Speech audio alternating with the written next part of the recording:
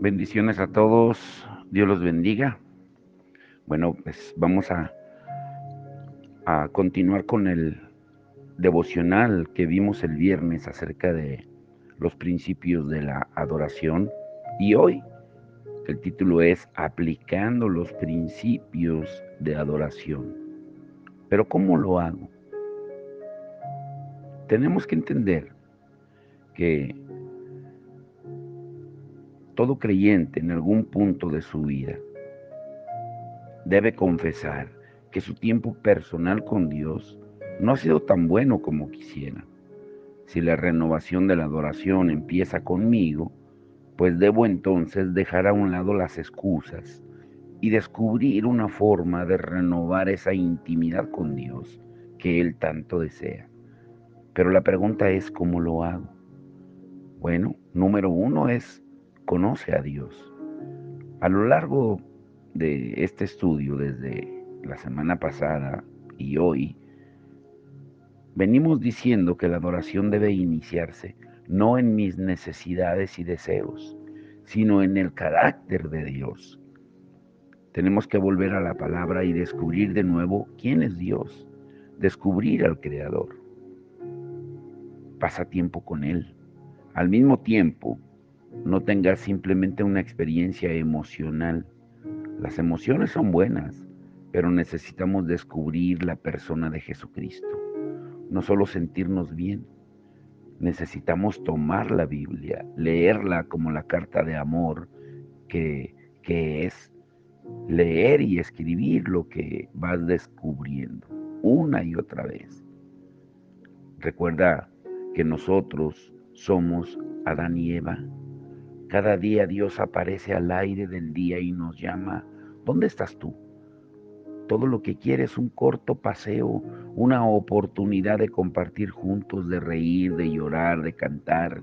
Él quiere maravillarse junto a nosotros con los vivos colores de una puesta del sol, estremecerse con el nacimiento de un cachorro o compartir un abrazo y un llanto cuando tropezamos y caemos.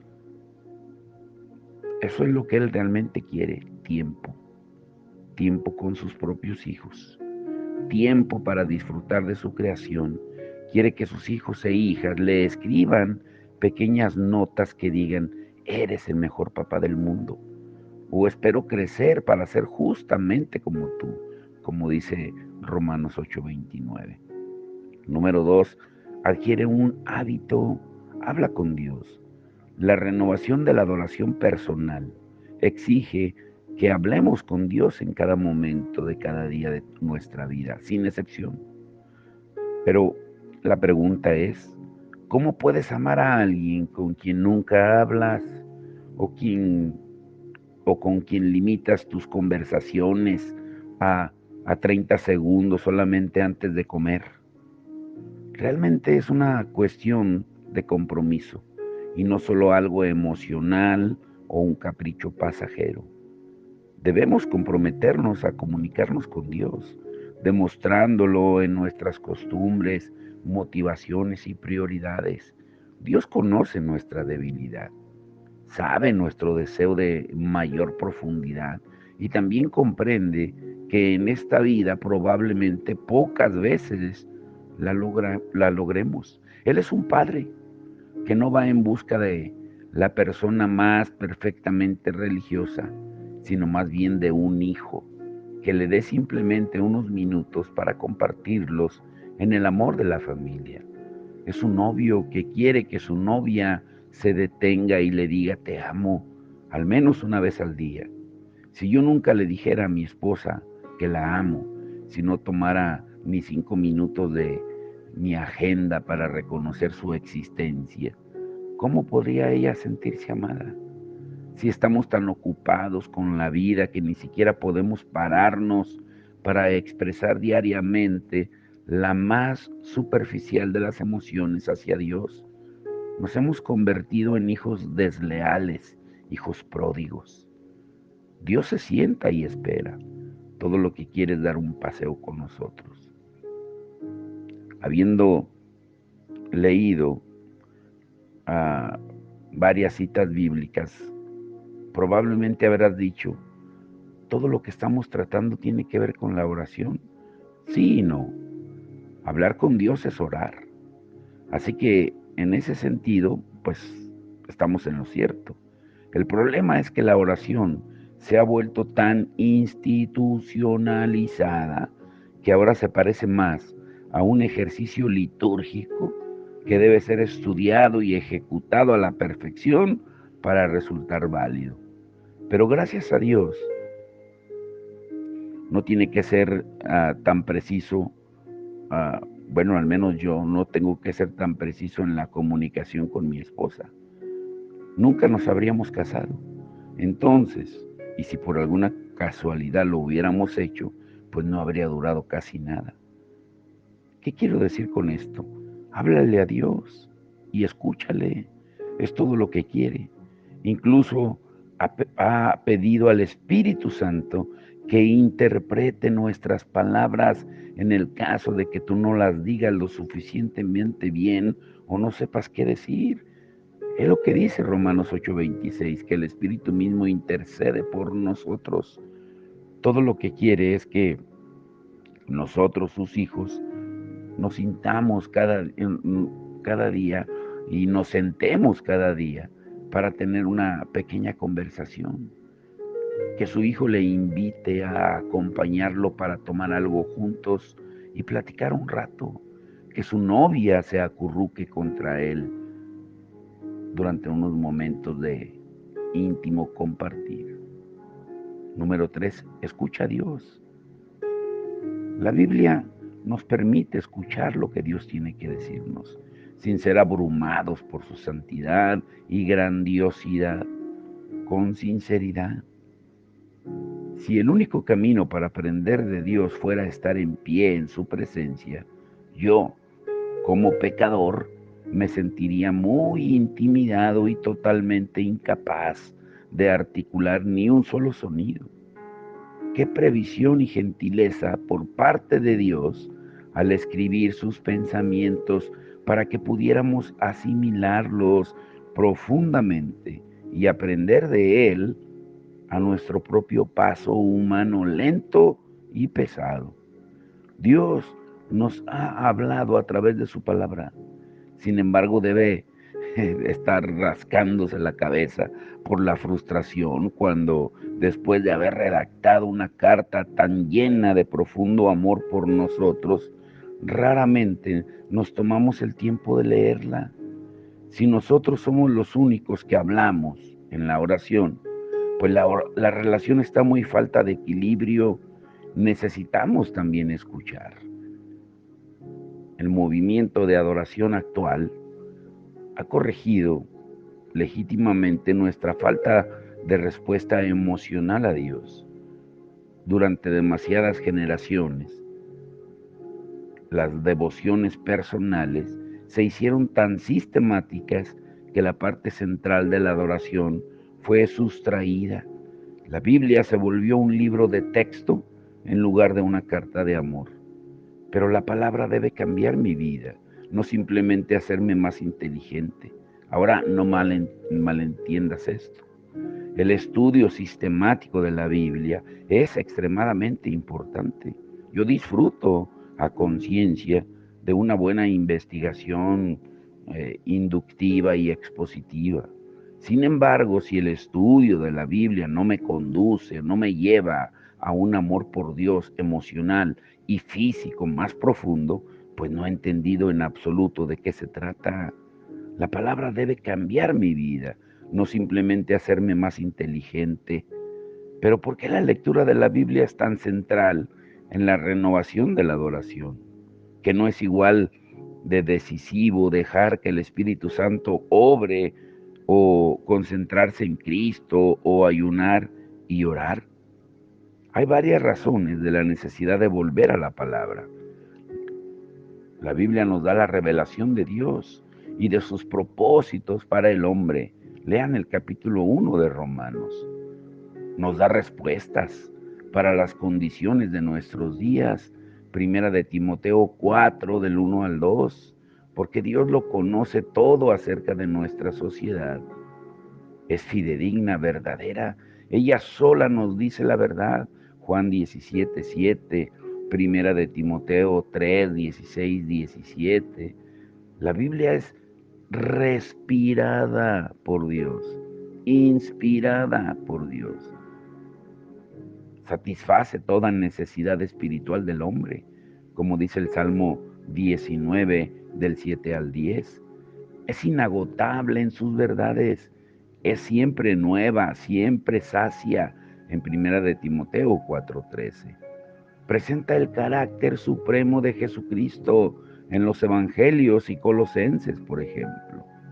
Revela el plan de redención de Dios, porque quita la cubierta del corazón del hombre y nos dice cómo podemos entrar a la misma presencia de Dios, como dice segunda de Timoteo 3:14 y 15. Es la fuente de vida. Juan 6:63, Juan 20:31 y Primera de Pedro 1:23. Ofrece directrices para la vida. Salmo 119, verso 9 al 11, Salmo 105.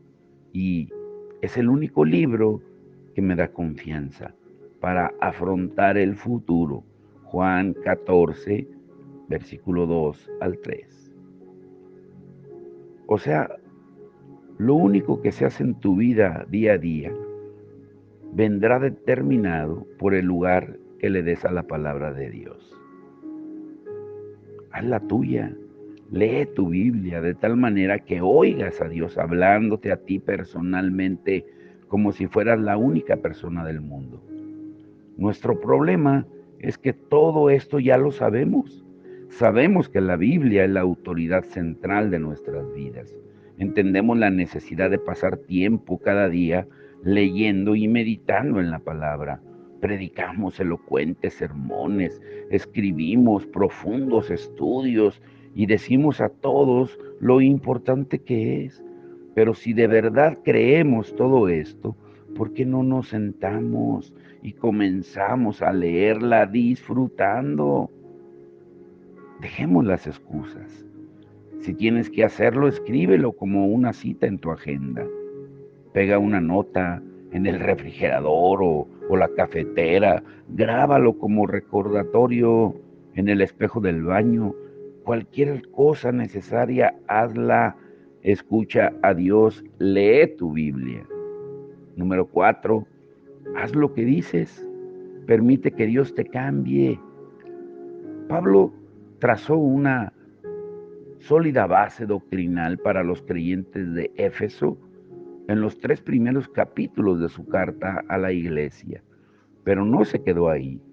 Al empezar el capítulo 4, estableció su base teológica y dice: andad como es digno. Cualquier vida devocional que se tenga con Dios debe traducirse en implicaciones prácticas para el andar diario.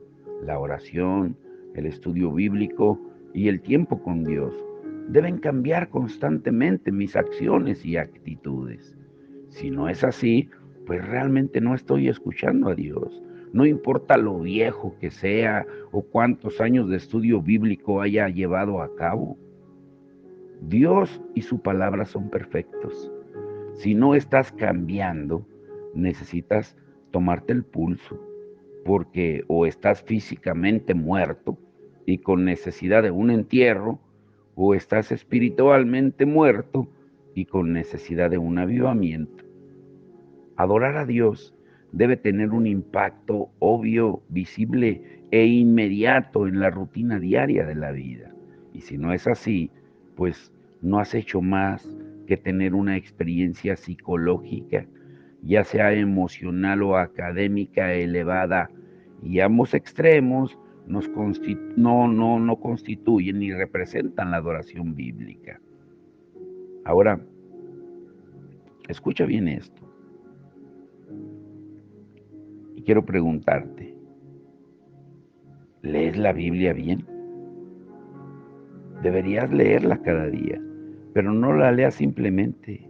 Deja que te cambie. El día que la Biblia ya no cambie mis acciones ni mis actitudes diariamente, pues ya es tiempo de que pongan tierra encima de mí. Hablar con Dios, escuchar a Dios, permitir que Dios te cambie. Parece algo simple, pero es completamente trascendental y funciona. El segundo paso es la adoración familiar. La adoración familiar casi nunca se menciona en los seminarios y mucho menos en los libros. Y es una pena, porque la Biblia habla mucho acerca de ella. La unidad familiar es vista como un elemento clave en el pensamiento bíblico. Es en casa donde los hijos deben de ser formados en los caminos del Señor, lo que incluye cómo expresar amor y agradecimiento por la persona y obra de Jesucristo. Y de hecho, en Deuteronomio 6, Dios dice que el contexto ideal en el cual enseñar y transmitir el gran mandamiento es dentro de la estructura familiar, no en la comunión local de los creyentes. Es el Padre quien carga en última instancia con la responsabilidad de enseñar a sus hijos. No es el pastor ni el maestro de escuela dominical. En el Antiguo Testamento, el hogar era el lugar de adoración regular a Dios y el centro de la capacitación espiritual. En el Nuevo Testamento, la familia no solo siguió siendo clave en la educación espiritual, sino que autores como Pablo y Pedro fueron dirigidos por el Espíritu Santo para usar las relaciones familiares como ilustración de los deseos de Dios y de su amor y trato con nosotros.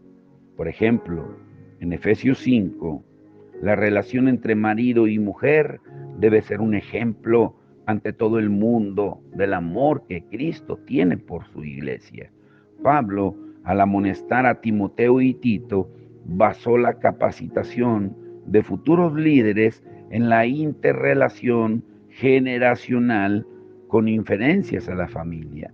No podemos elevar el nivel espiritual de nuestra vida por encima de lo que vivimos en nuestra propia casa.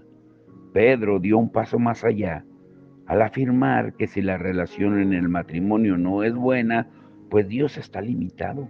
Y se dirigió principalmente a los maridos al decirles que si no tratan con amor y honra a su mujer, sus oraciones no serían contestadas.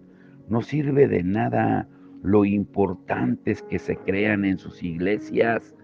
En la Biblia encontramos que aunque mujeres y hombres son iguales ante Dios, ellos son los que tienen la misión delegada por Dios para ser los que dirigen espiritualmente a su familia. A la esposa se le concede el gozo de trabajar para asegurar el éxito de la guía de su marido y para beneficio de toda la familia. Todos se acercan al Señor cada vez más y la adoración a Dios se convierte en parte natural de cada generación futura. Esta es la definición bíblica de autoridad y sumisión de acuerdo a Efesios 4 y 5, los capítulos, y Primera de Pedro 3:5. Los hijos también entran en esa ecuación con el respeto y honra que han de mostrar hacia sus padres. Y todo esto se traduce en una familia espiritualmente motivada que adora a Dios y sirve como ejemplo al mundo del amor de Dios. Es un cuadro increíblemente bello de la familia cristiana. Ahora, siempre recuerda que un lugar seguro debe haber para aprender y crecer.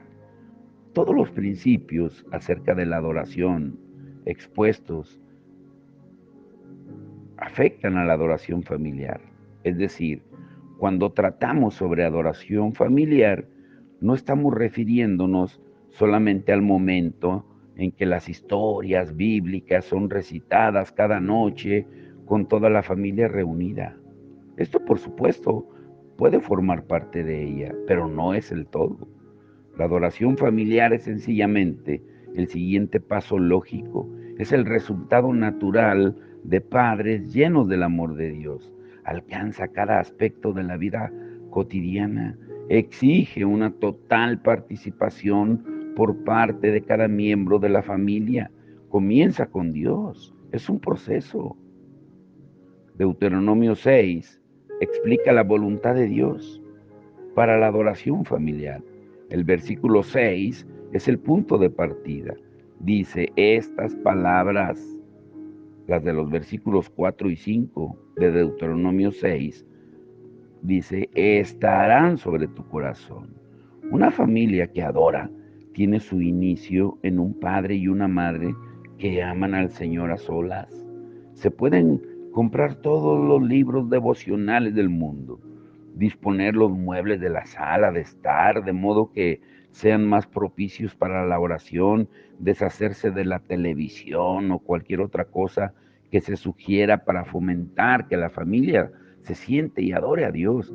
Pero si los corazones de los padres no están persiguiendo activamente al 100% una intimidad amorosa con Dios, la adoración familiar resulta imposible.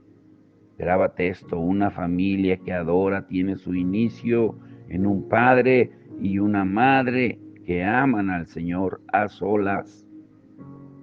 Los 3 versículos siguientes de Deuteronomio 6 continúan explicando el método para impartir a las generaciones sucesivas este amor a Dios. Dice en el verso 7, diligentemente las enseñarás. El mandamiento es enseñar diligentemente, de la palabra shanan, que traducida literalmente significa aguzar o afilar, como con la piedra que se usa para dar filo a un cuchillo. La enseñanza está pensada para afilar al oyente, no solo para transmitir información, y debe tener el efecto de hacer que el estudiante madure, que llegue a ser útil y espiritualmente más agudo.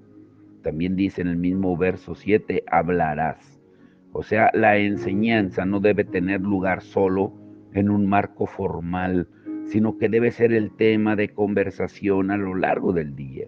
El énfasis no se encuentra en la ceremonia, sino en la rutina informal cotidiana. En el verso 8 dice, las atarás como una señal. Los judíos leyeron este versículo e instituyeron la práctica de llevar filacterías en sus mangas. Sin embargo, Dios nunca tuvo la intención de que se interpretara de esa manera. Más bien utilizó un fuerte término, atar, para representar la necesidad de aprender la enseñanza hasta tal grado que llegue a ser parte incluso de nuestro cuerpo físico. En el verso 9 dice, las escribirás. Y de nuevo, la idea no era una sola o una mera inscripción decorativa, sino la invasión de nuestros hogares por la palabra de Dios. Tenía que ser una instrucción dinámica y con sentido, mantenida a lo largo del día. La enseñanza había de convertirse en parte normal de la rutina. Cada palabra, cada acción, cada pensamiento debía hallar su centro en la revelación de Dios como Jehová y en su deseo de relacionarse con nosotros y ser usada para enseñar lo mismo a la siguiente generación. Y si añadimos a estos enérgicos verbos el emplazamiento donde tiene lugar esa enseñanza, no puede existir afirmación más contundente de la responsabilidad de la adoración familiar. Moisés escribe, las enseñarás, hablarás de ellas cuando te sientes, cuando andes, cuando te acuestes, cuando te levantes. Las atarás como una señal a tu mano y entre tus ojos las escribirás en tu casa.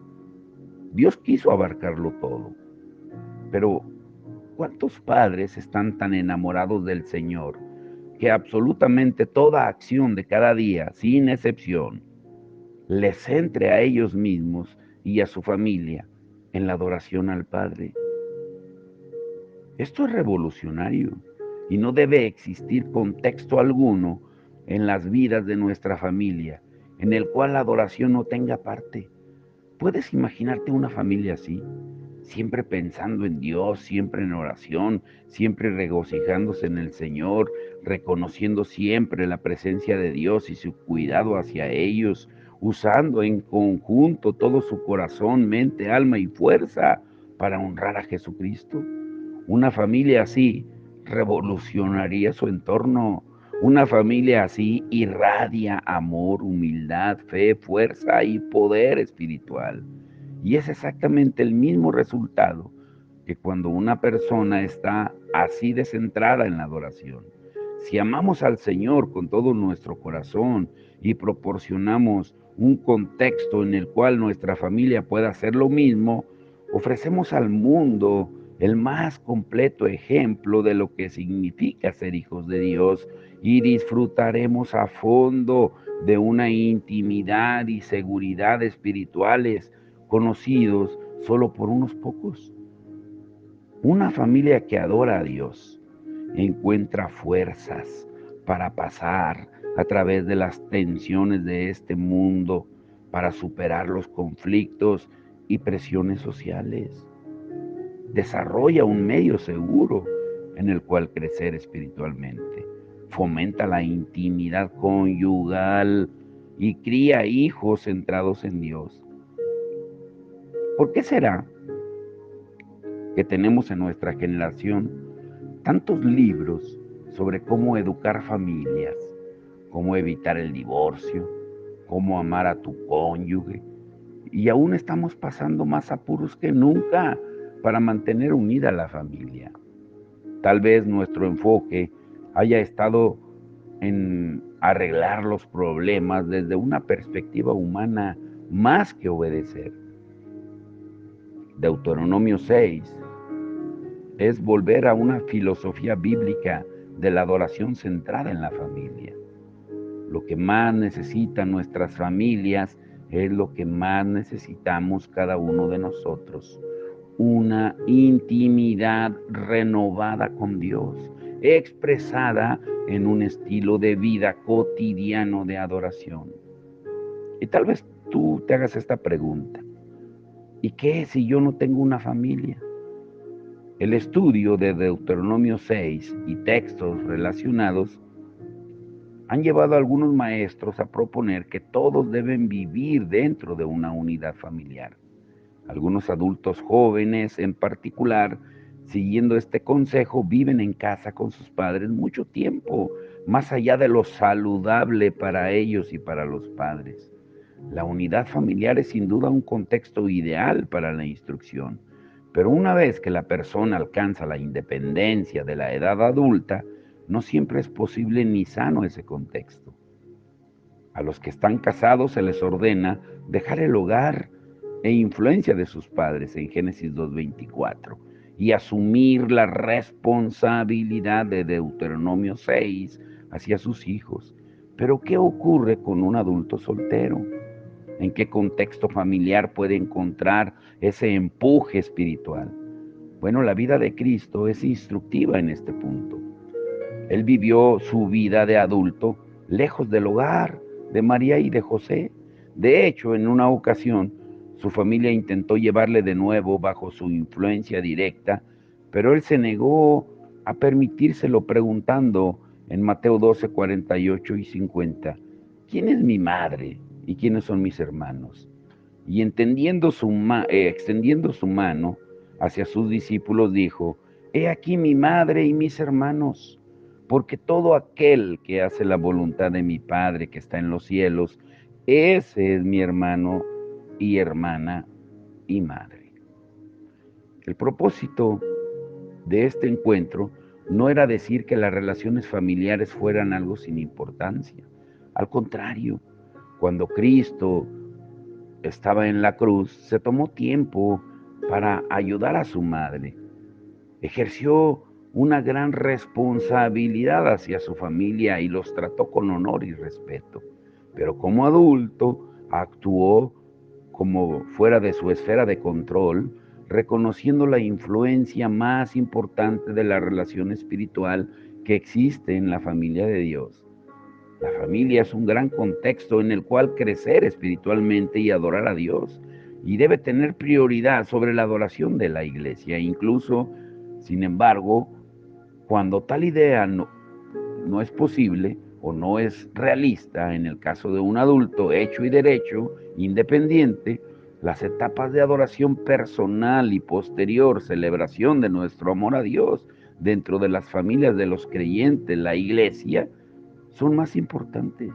Dentro del cuerpo local de creyentes, un adulto es animado a confiar en el consejo de los demás hermanos como si fueran sus ah, parientes más cercanos o de los ancianos como si fueran sus abuelos, y en el interés y responsabilidad de otros como si fueran sus padres y hermanos. Pero grábate muy bien esto para concluir por hoy. El hogar debe ser la base de la iglesia. ¿Cómo es esto? Una filosofía de adoración que no reconozca el papel del hogar no es bíblica. No es accidental que en medio de Deuteronomio capítulo 5 y 6 encontremos a la familia como el centro de motivación y educación espiritual. ¿Cómo pueden pasar por alto los predicadores el contexto familiar de adoración en Efesios 5, 19 y 20? La adoración consiste en usar todo lo que soy, todo lo que tengo y lo que hago para honrar y dar gloria al Señor. Y por consiguiente, la familia debe tener un papel crucial en mi adoración, de la misma manera que mis momentos devocionales privados o los tiempos regulares de alabanza colectiva. Pero las iglesias de hoy están luchando con su adoración porque la mayoría de los individuos y familias no adoran ya en casa. Lo diré de nuevo. Las iglesias de hoy están luchando con su adoración porque la mayoría de los individuos y familias no adoran en casa. La solución a la crisis actual en la adoración comienza en la familia. Habiendo dedicado una gran parte de nuestro ministerio a la consejería, puedo dar fe de la veracidad de que la percepción de Dios Padre por parte de un niño se relaciona directamente con la forma como es amado y tratado por su padre y madre terrenales. Si papá es abusivo, entonces Dios es un Dios de venganza y odio. Si mamá es dominante y papá débil, pues entonces Dios es visto como débil y buscan otro u otra que les dé seguridad y confort. Y de esta manera cualquier carácter problemático es elevado hasta desdibujar la verdadera esencia de Dios. Sin embargo, cuando el padre es un líder espiritual sensible a las necesidades de su familia, que honra, respeta y ama a su esposa frente a sus niños, entonces sus hijos crecerán considerando a Dios como el líder de sus vidas, como sensible y comprensivo con sus necesidades y respetuoso de los demás. Y verdaderamente nuestra salvación nos ha limpiado de pecados pasados y nos ha sanado. Ya no estamos obligados a pensar de Dios en la forma en que hayamos sido creados. Sin embargo, aunque sea posible superar los errores de nuestros padres terrenales con madurez espiritual, no hay duda de que estamos condicionados por nuestro contexto familiar para responder a Dios. Por esta razón, la familia es un eslabón crucial en cualquier discusión acerca de la adoración. Mañana vamos a continuar y por hoy quédate con esto. El hogar como base de la iglesia. Y nunca olvides el título de hoy, aplicando los principios de adoración. Pero ¿cómo lo hago? Ya lo estuvimos viendo. Padre, en el nombre de Jesús, te doy toda la gloria y la honra por este día hermoso, esta mañana hermosa. Señor, gracias. Gracias, Señor, por nuestras familias, como tú nos enseñas hoy. Ahí empieza todo, en la familia. Como tú diste instrucciones a Moisés para que le enseñara al pueblo. Y como cuando a Jesús se le preguntó, ¿Cuál era el principal y más grande mandamiento? Él respondió con esas mismas palabras de Moisés: amar al Señor con todo nuestro corazón, toda nuestra alma, toda nuestra mente, todas nuestras fuerzas, todo nuestro ser. El denominador común es todo. Debemos amarte con todo, Señor. Ahí es el principio de todo. Amarte y ser reflejo de ti. Que tu luz brille en cada uno de nosotros. Y tanto nos ayuda, Señor, que a veces no entendemos, como tú lo dices en Romanos 8:26, que el Espíritu mismo intercede por nosotros, porque a veces no sabemos ni qué hablar ni qué decir, pero Él intercede con gemidos indecibles. Y por eso en el 27 también dice que tú, Señor, estás siempre intercediendo para que todo obre para bien, como dice en el verso 28, para los que te amamos. Y también, Señor, para que, como dice el 29, seamos transformados a la imagen de tu Hijo amado Jesucristo. Pero todo comienza, Señor, en poner nuestra atención en ti, en adorarte en espíritu y en verdad, en enfocarnos en ser verdaderos adoradores, porque es el único tipo de personas que buscas. Que hoy sea ese día, Señor, y que encuentres a muchos adoradores verdaderos. Te damos la gloria y la honra en el nombre de Jesús. Amén y amén.